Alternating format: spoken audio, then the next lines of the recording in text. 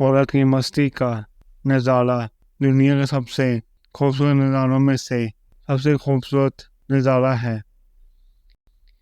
عورت تب تک تمہاری ہوتی ہے جب تک تم سے روٹھتی ہے، لڑتی ہے اور آنسو بہاتی ہے، وہ سب کہہ دیتی ہے جو من میں آتا ہے بنا سوچے بے دھڑک۔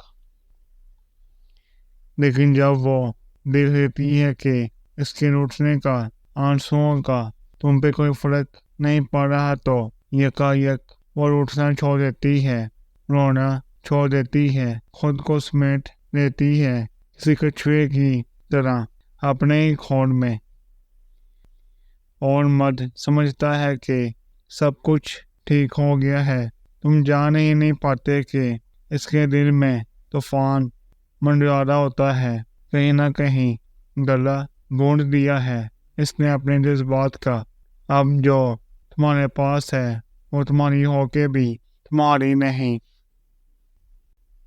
عورت کو محبت چاہیے، کم دیں لیکن عزت پوری دیں۔ محبت کے سوا کوئی جذبہ آپ کو خوبصورت نہیں بنا سکتا۔ آنکھوں میں دھیان دو گے تو باتیں ادھوری رہ جائیں گی۔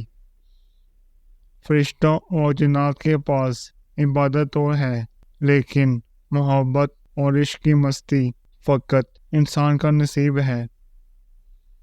عورت اگر بے رواس بھی سامنے ہو تو مرد ایسی عورت کا کچھ نہیں بگاڑ سکتا جب تک وہ خود اسے اختیار نہ دے۔